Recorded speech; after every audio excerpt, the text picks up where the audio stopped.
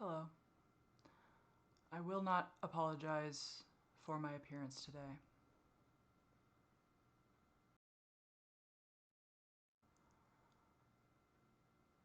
Donald Trump is now president for a second time in our country.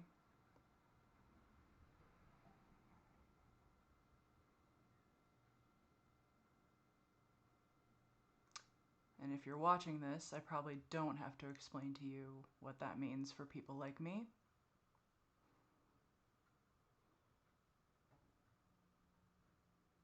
I'm not going to waste my time explaining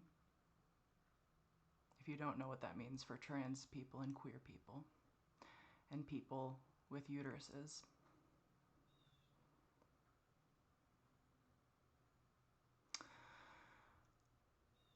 I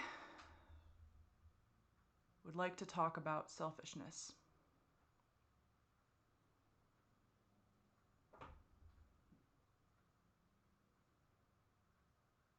It might be a bit confusing for why that would be my topic today when I'm angry about the rights of trans people being trampled by the people in power currently, and while I am terrified for what this presidency will mean for not just me, but all of us. All of us.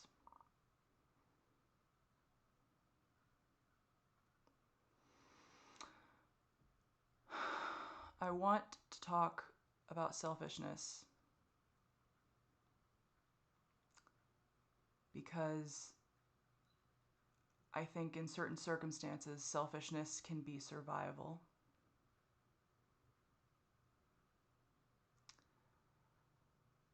And I think that there are a lot of very ignorant people in the world who think that this isn't a matter of survival for us. There are a lot of very ignorant people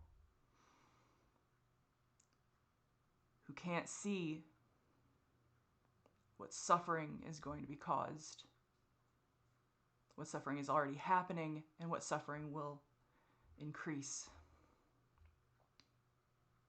There are a lot of very ignorant people who would not call what I am doing survival. There are a lot of ignorant people who would call me lazy,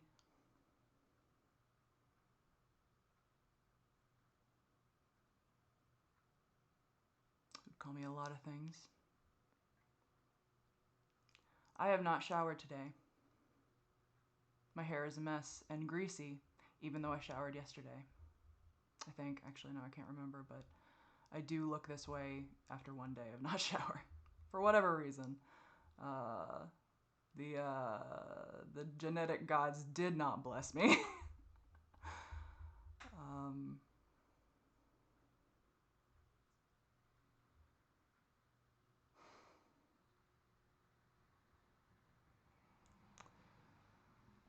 I have always struggled with the concept of selfishness. My parents tried their best.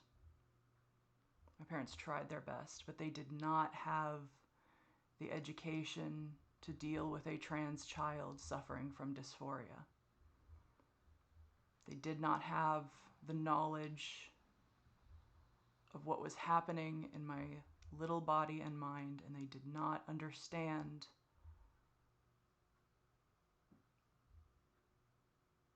They didn't understand what I needed.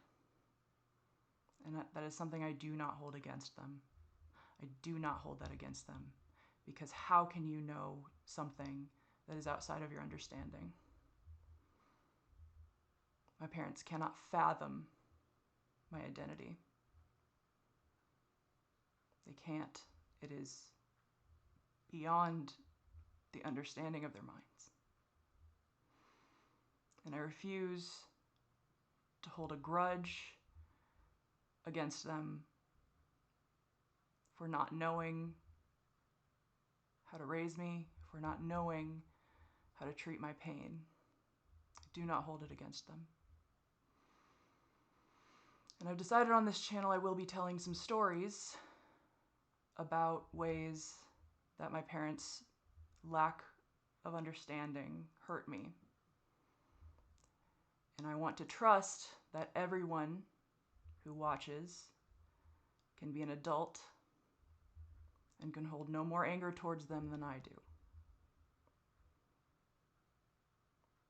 Because the point is not to make them the enemy. The enemy is people who know better, who have information, who have the understanding, and who have the power to do something, and they choose not to because they see us as expendable. That's the enemy. The enemy is not people who can't understand something that is outside of their ability to comprehend.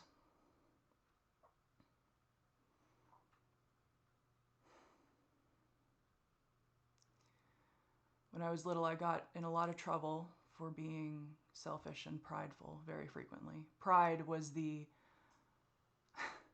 When I was very little, pride was the thing I got in trouble for the most. Read talking back. I had a habit of doing that when I was young. I don't think I really grew out of it, as I'm finding out.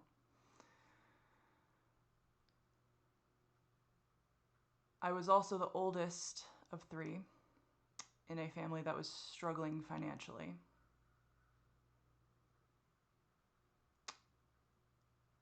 I was very aware of our financial instability at a very young age, too young. I remember being young enough to have to keep a hand on the shopping cart in the store so I didn't get lost, and asking my mom if we could buy a candy bar, and she said we can't afford it. Now, obviously, realistically, it was more of a parental decision where it's like, well, we're trying not to spend too much in these extra areas, so we don't really, I'm not going to buy this extra candy bar right now because we can't afford it because the budget that we have decided to keep us okay, blah, blah, blah, it wasn't literally that they didn't have $2.50 in the bank. But me as a very small child definitely internalized it as, we don't even have $2.50 in the bank. Oh my God. Oh my God. I will never ask for anything ever again. When I was in 3rd grade, there was this little robot dog toy thing. It was a little, it was just this little, robot dog that, you had, a little remote with it. I can't remember what it was even called. And it was, you could, press a button and it would, bark and play and sit and all that stuff. I wanted that toy so bad. I begged my parents. I begged them for it.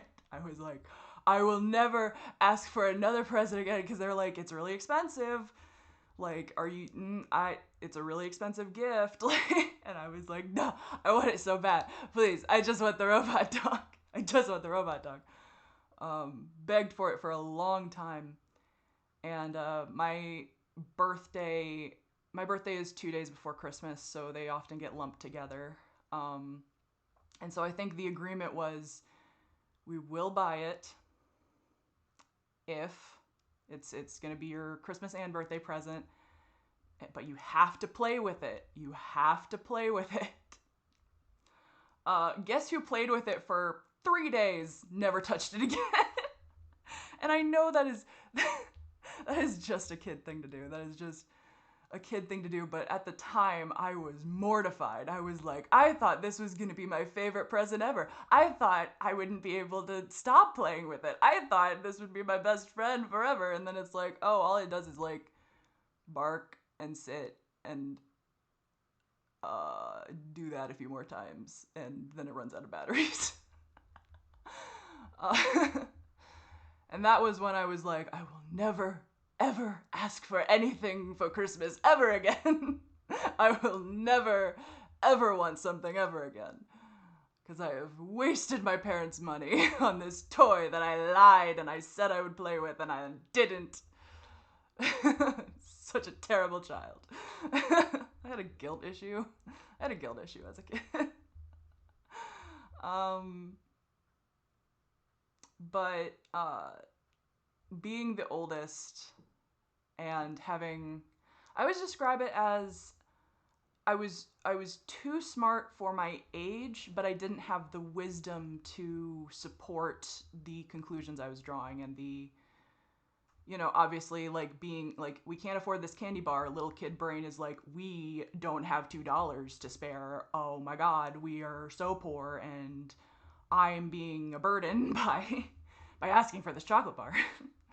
And of course, like, my parents didn't know I was internalizing stuff this way. No one knew. No one had any idea that I was taking these things so hard, and that I was internalizing things the way I did. But you know, I was a very young age when I taught myself that wanting things is bad. Wanting things is bad. Desiring things is bad. Having needs and wants is bad. And unfortunately, that lesson stuck with me until today, and will continue to be something I struggle with for a while. I was also a very impulsive kid. I was a very impulsive kid. I was diagnosed with ADHD pretty young. In school, I was, in like the early years of school, I had a lot of issues listening. And it wasn't, and I was always so frustrated with myself because it wasn't that I was like, you know, you can't tell me what to do and I'm just gonna like run around but I could not stay in my seat. I could not stay in my seat.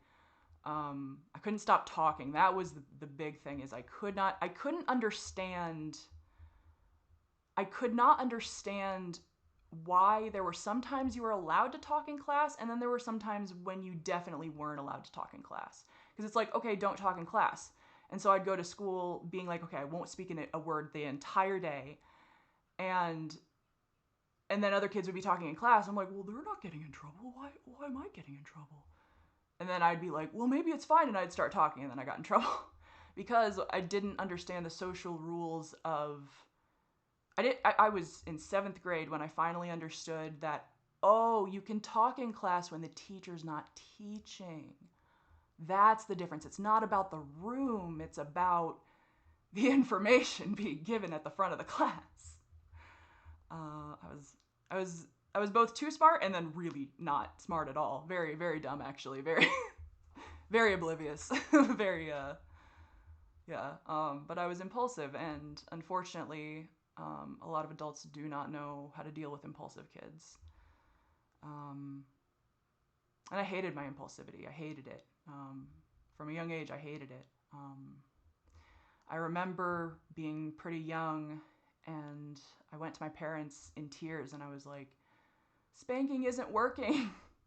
I was like, you guys keep spanking me, but I still keep doing the same shit over and over, and I don't know what to do about it. I don't know how to fix the problem.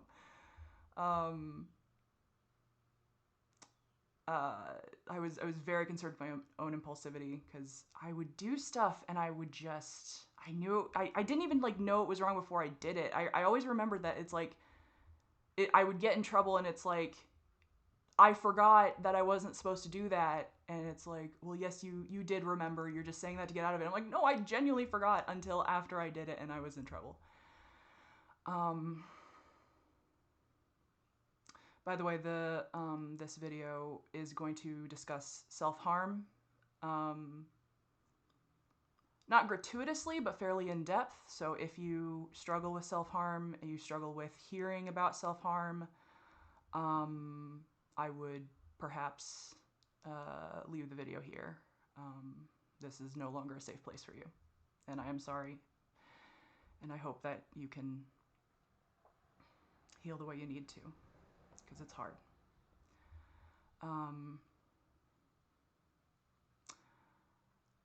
When I was young, I started supplementing my own punishments. I started beating myself with a belt. I would take the leather end and I would whip the metal part over my back so that it, hit my back. And I would do it so hard that I would literally knock the wind out of me. I would hit myself so hard that I would have to stop and like I wouldn't be able to breathe.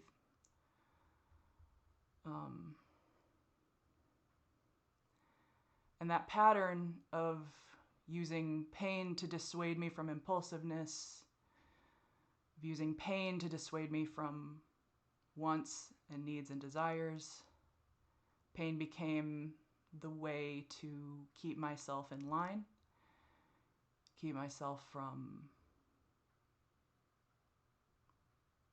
being something I didn't want to be. After the belt, I started gouging my skin with my nails. I would I would pick a spot and I would scratch as hard as I could for as long as I could until it was bleeding, until I'd broken through as many layers of skin as I could. I would not bandage it on purpose. I would leave it to get slightly infected, slightly scabbed over, and then I would pour hydrogen peroxide on it, purely because it hurt. And then wait for it to scab over, pick the scab off again, hydrogen peroxide. I didn't discover cutting until I was in middle school. And I started using that method because it didn't hurt as bad as the skin gouging, but it left better scars.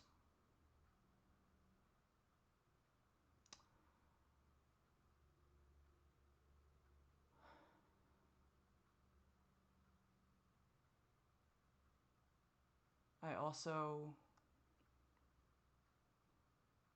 would self-harm psychologically. Someday I'll do a video where I'll talk more in depth about this, where I'll probably bring some of my written thoughts. The things I call myself in my head and the things I say to myself in my head, I think would shock a lot of people.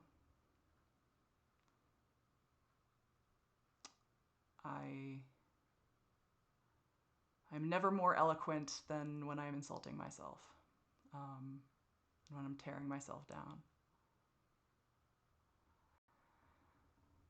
And the reason I'm talking about all of this, because it doesn't sound like a trans issue right now, the way I'm talking about it. It sounds like just normal, childhood trauma or whatever. But it became, the poison of self-harm is not the injury. The poison of self-harm is not what you're doing to your body. It doesn't hurt that much. It's usually not very permanent. Most self-harm is very surface level, very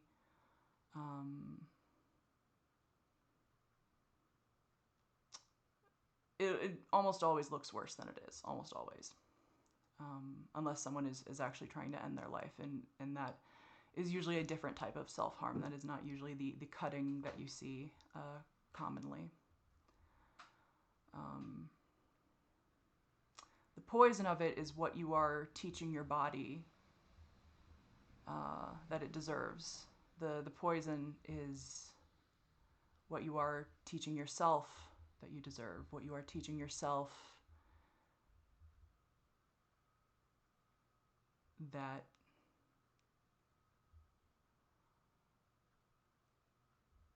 you should be treated as.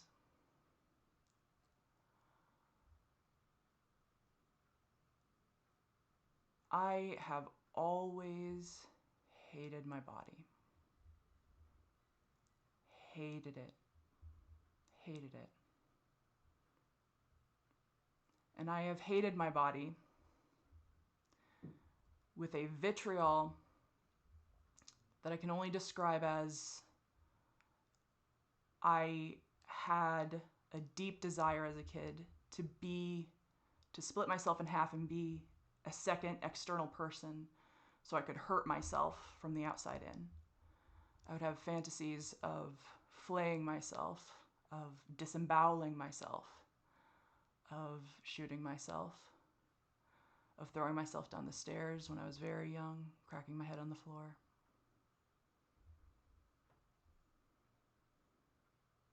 I'd fantasize about it, I'd think about it, I'd have nightmares about it. I have always had a violent hatred of my body. And I did not know why for the longest time. I didn't realize until my adulthood, because in my adulthood I realized that the thing that would make me stop hating my body would be to have the body of a man. I am addicted and obsessed with making these YouTube videos, because every time I get to upload one of these and later I get to watch it, I am seeing a man. I'm seeing David. I'm not seeing my dead name. I'm not seeing what I'm called in this house. I'm not seeing she, her, they, them. I am addicted to making these videos because I can see myself. And I don't even care that my hair is messy right now. I don't care. And I don't care what you think. I don't care if you want to be here. I don't care if you think this is cringe content. I don't care if you think I'm oversharing. I don't care if you think I shouldn't be here, because a lot of people do. There are a lot of people who think I shouldn't be here, but I am. And I'm going to keep being here, despite this next fucking presidential term. If you are trans, you have to live through this. I don't care what laws they pass. I don't care what happens. I don't care who says what. I don't care.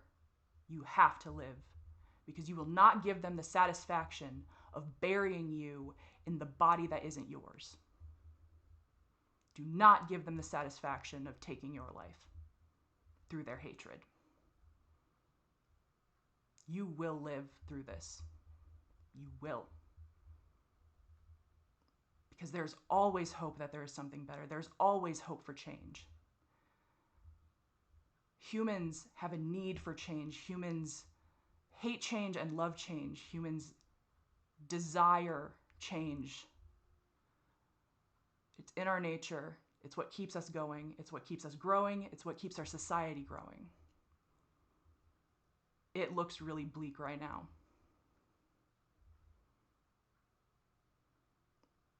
You will survive. If you are trans, you have to live. You have to. I order you to live.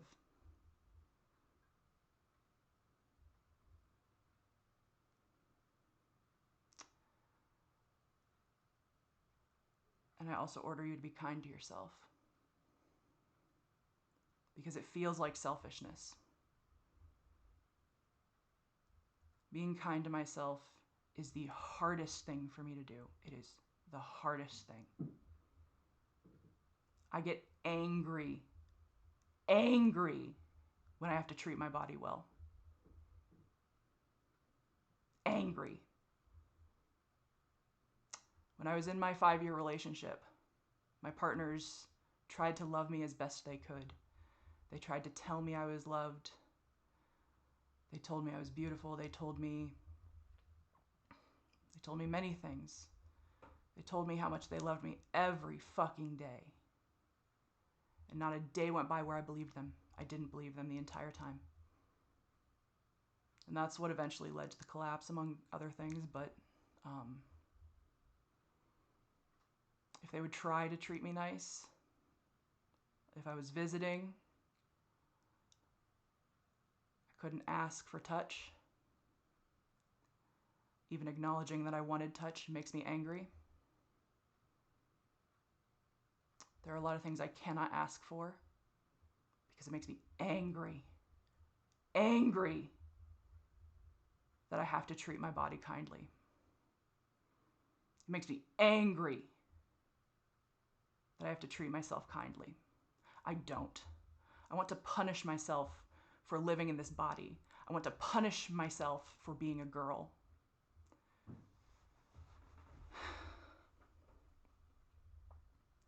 I want to punish the body that has kept me imprisoned for 28 fucking years.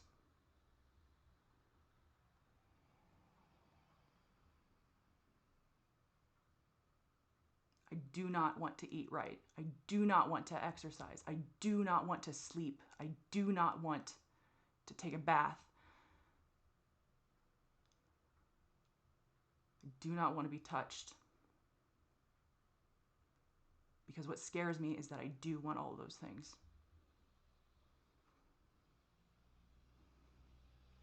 It makes me angry to admit that I am selfish.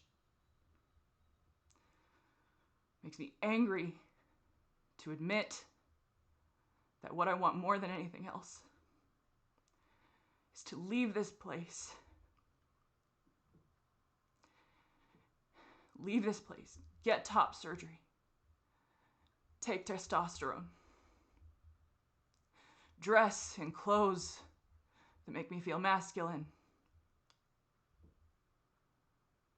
Date people who make me feel queer. Live in an apartment of my own.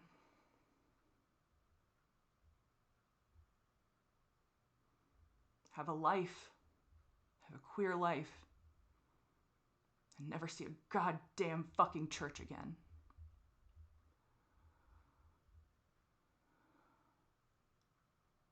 In therapy, the thing I struggle with most is being kind to myself. Because I have a deeper, deeper fucking hatred for my body than you could ever understand.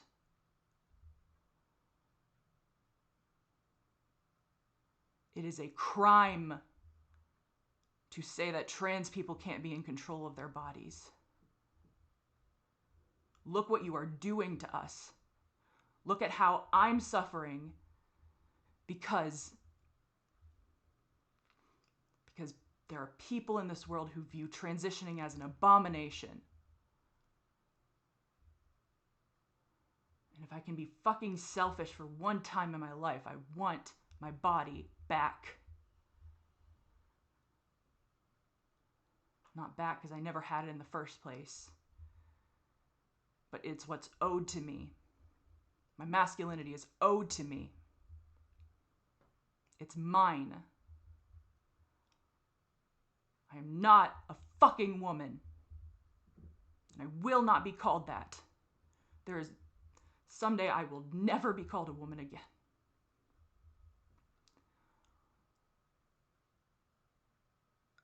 And there's so much of me that hates myself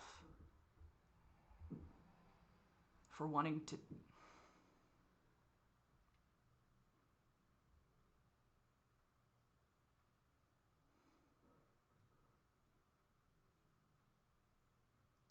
you cannot understand the anger that I have at my body.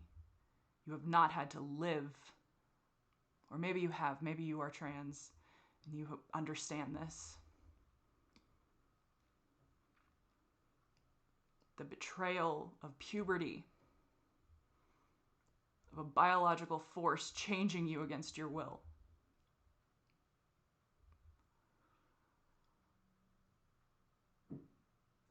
Of being forced into a role that was not meant for you. Women are treated terribly by our society. And I'm not one, but I have suffered the hatred against women.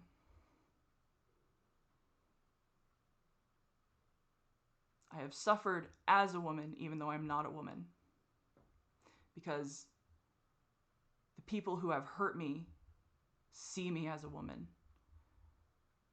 and the acts of hate they committed were against the woman they thought I was.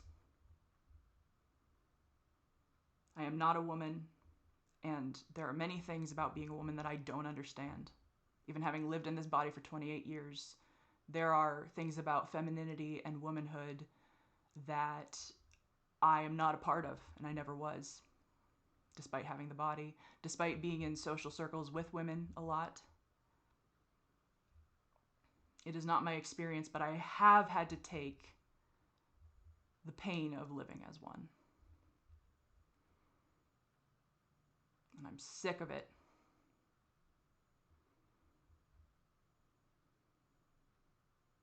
I have to learn selfishness because I've spent my life trying to relieve others of pain. The reason I was so into God and Jesus as a kid is Jesus was the first masculine figure that I was allowed to try to be. Everyone can try to be like Jesus. Doesn't matter your gender. He was the first man that it was socially permissible for me to try to emulate. And in doing that, I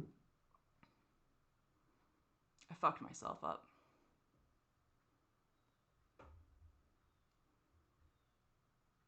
It may not seem like it on these videos because I come across very... I don't know, what do I come across like?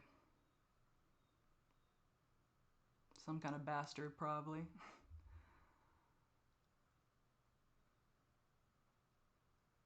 Spent my life trying to be selfless. Trying to always consider other people's needs first. And I don't think that's a bad thing. I think that is a good thing. I have learned more empathy and compassion and love because I've spent so many years pursuing just loving people and trying to understand them. Humans are weak and fragile, and they can't love what they can't understand. And so I've spent my life trying to understand the people around me, trying to understand their experience, trying to understand why what they were doing was causing me pain, even though I know they're trying their best.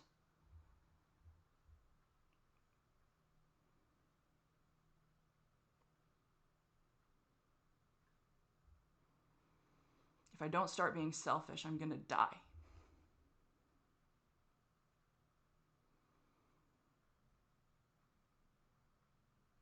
That's just the reality of it. If I don't start being selfish, I'm going to die. This house will kill me. Because I do not have access to hormones. Because I do not have access to the life I need to live. Because nobody will call me David.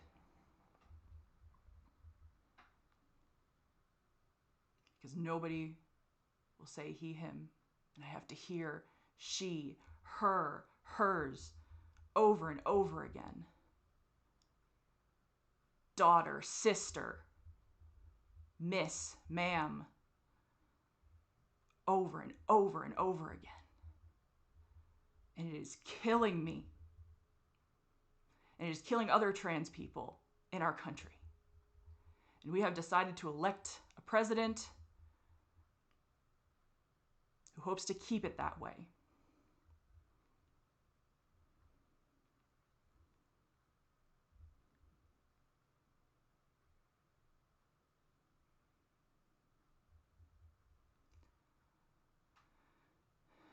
It's going to be rough. If you are trans, if you are queer, if you are a woman, if you own a womb, if you are a person of color, which is an experience I cannot speak to, and I will not try to speak in that voice that I don't own.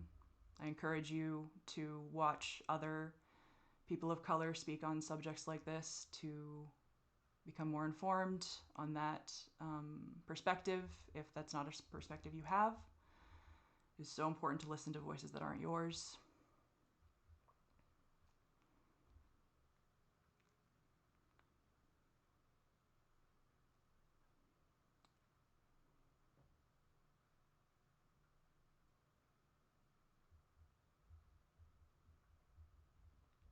If you are trans, you have to live. You have to. As long as you are alive, there is a chance you can transition. There is a chance you can find a life that is worth living. There is a chance that you will find people that love you for who you are, for your gender, not in spite of it. The only thing that will permanently remove the possibility of you ever having the life you want is if you make the final decision to end it now. That is the only thing that will definitely prevent you from transitioning, that will definitely prevent you from living in freedom. My boy has decided to join me. Hi, baby. Hi, sweet boy. He's a sweet baby boy.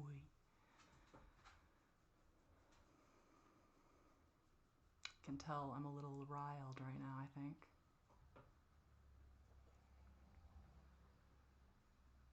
This video is about selfishness because when you are trying to survive something,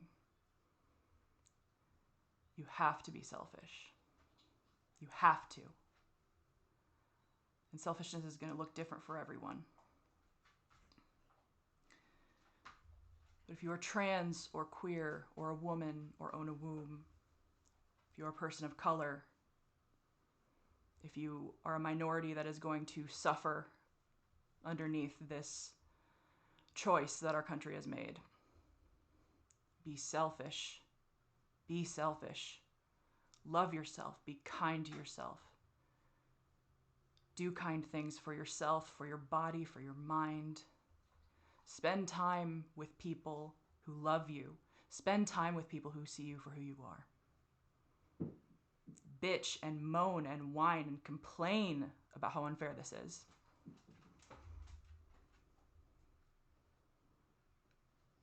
Rest from the news. Rest from the news. Keep informed, of course, but rest.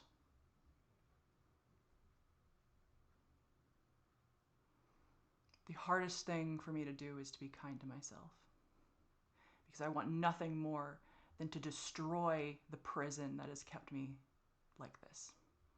I want nothing more than to ruin my disgusting, flawed, ugly, pallid, pale, bulbous,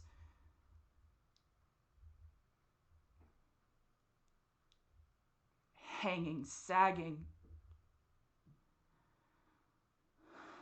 putrid, fetid flesh. I hate my body. I hate it.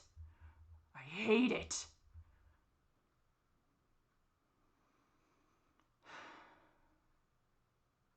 And I will transition one day. God damn it, I will.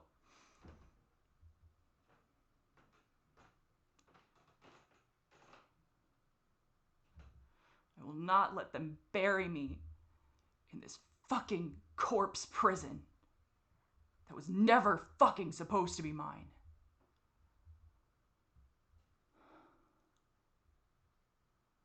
Take care of yourself. Love yourself. If you are trans and your body hurts, if you are trans and you are suffering from dysphoria, be kind to your body. Be kind to it. Treat it gently. Treat it with love. Because one day it'll be yours again. When you can transition, when you can live as yourself, it can be yours again. You have to treat it nicely until then. You have to, even if it's a chore, even if it's a burden, even if it fills you with rage, every time you have to do something nice for it.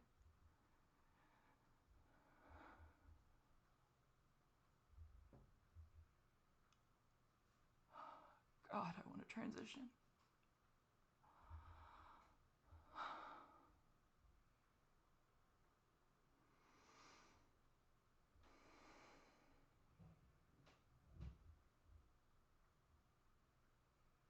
When it is a matter of life and death, you have to be selfish. When it is a matter of life and death, have to. You have to.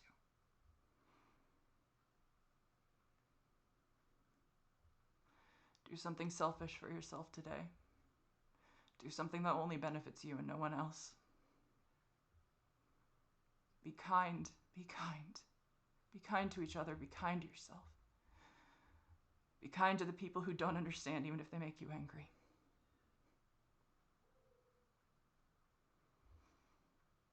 So many people don't understand what they're doing to us.